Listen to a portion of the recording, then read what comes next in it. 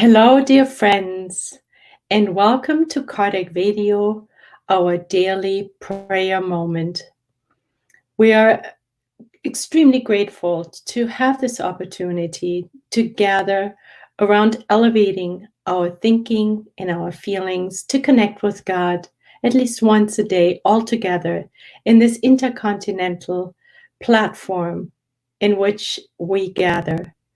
We're turning consciously, we're turning the mirror of our soul towards God and the higher realms in Jesus, Mother Mary, the good spirits, the healing doctors, our own mentors, in order to reflect the beauty, the love, and the light that comes from the higher realms back into our own being.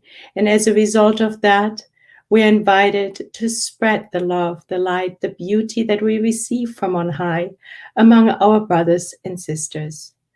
Today, we will be reading a chapter from the book Our Daily Bread, and it is chapter 159. This book is written by the Spirit Emmanuel through Chico Xavier. Chapter 159 on page 351, if you would like to follow along. The chapter is entitled Possessing the Kingdom. Possessing the Kingdom. It starts off.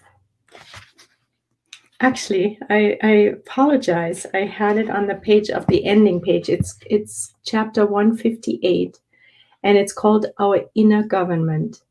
So chapter 158, I apologize, friends. It starts with a quote by Paul in Corinthians. I have subjugated my body and have reduced it to servitude, so that in preaching to others, I myself may not in any way be reproved. So here's what Emmanuel teaches us.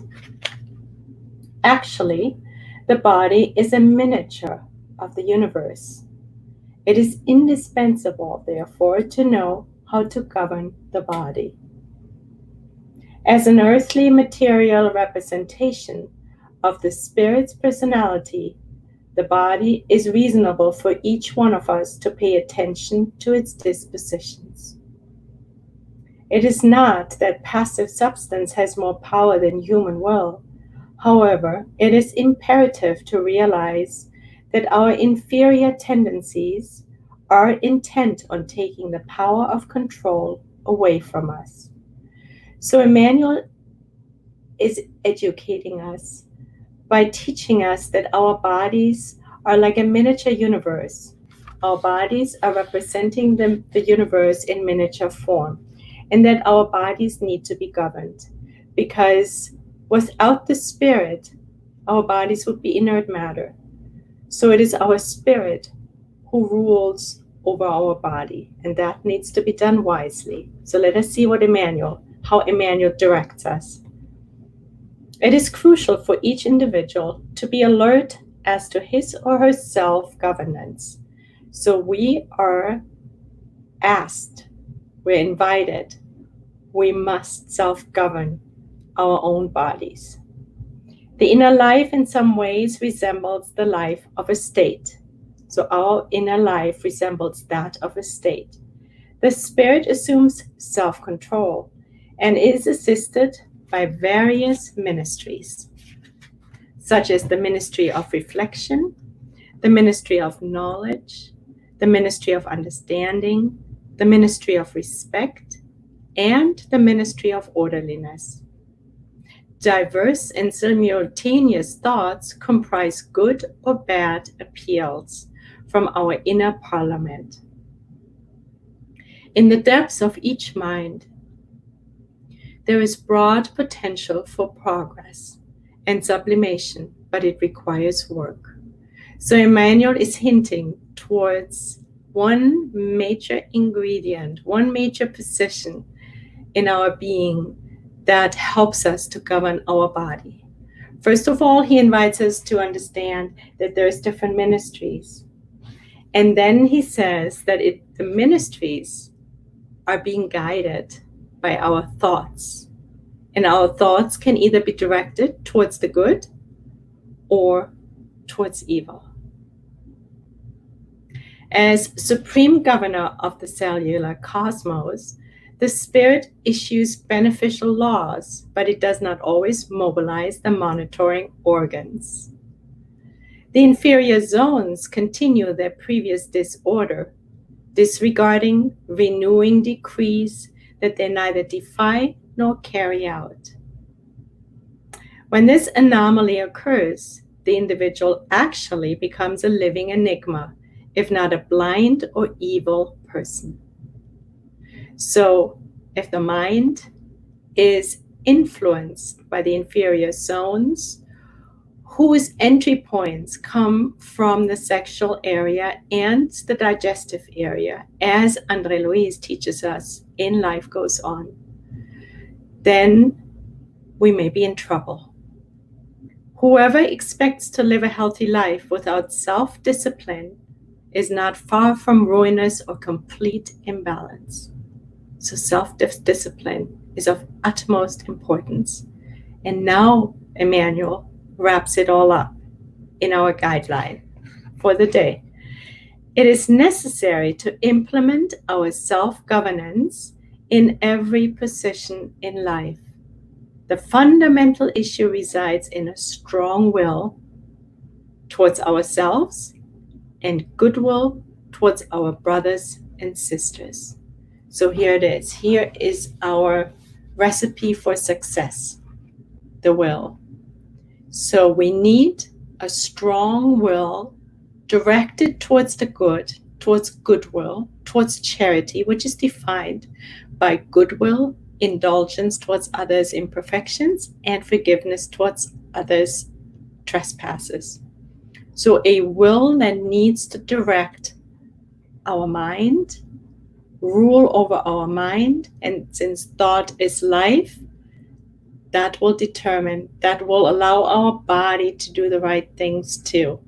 So when we go to Emmanuel's Thought in Life, in chapter 2, early on in the book, he introduces to us the will, and he explains to us. He starts off the chapter by saying we can compare the human mind, which is the living mirror of awakened consciousness, to a large office subdivided into many departments. So just like in our daily bread, Emmanuel compares the mind to different compartments. It's like a large corporation. And he says there is a department of intelligence, the department of imagination, there's the department of memory, and many more, as we just heard also here in our daily bread in this chapter. But all these departments need a boss, so to speak, like a corporation, a CEO, somebody who is in charge. That is the will. However, in that chapter, Emmanuel also teaches us it's not enough to just have a position and have it just be filled. Because we know that a manager needs to be educated. A manager needs to be ready to take on this huge task of running this organization, and in this case, the will running, managing our mind and its many departments. So then, what does the will need? Well, Emmanuel gives us the answer again. Emmanuel says that the will, most and foremost, needs to learn to cooperate. Needs to learn to cooperate with God. We always say to align our own will with God's will. That's a form of cooperation. Furthermore, the mind needs to learn to cooperate with fellow citizens, both incarnates as well as discarnates. So he ends the chapter of cooperation, which is chapter 3 in Thought and Life, by saying, he who helps others will himself be helped and will silently find that this is the most secure formula for readjustment in the evolutionary process. So the mind needs to learn to cooperate in a charitable way with discarnate and incarnate spirits, and to always align itself with God's will, because of course God's will is the utmost of authority. And then the will needs to be educated, instructed. And then Emmanuel brings to us the concept of a bird. We are like a bird. A bird has two wings. And these two wings for us in our own being are love and wisdom. So now we learn that our will, in order for us to be having a successful incarnation, turning ourselves towards the good in the most effective way, we need to strengthen these two wings equally. We need to study in order to educate our will, and we need to practice love. We need to practice service. We need to practice charity. We need to create this incessant goodwill, always feeling indulgent towards others' imperfections, and always being forgiving. And it's in chapter 10 of Thought in Life when Emmanuel then gives us the ultimate guideline when he says we need to seek goodness. We need to feel goodness. We need to visualize goodness and mold it with all the resources we have at hand. And that means that our will guide our mind, our feelings, our body towards the goodness, the goodwill that Emmanuel speaks about in the final sentence of Thought in Life. And we'll say it again, which wraps it up beautifully.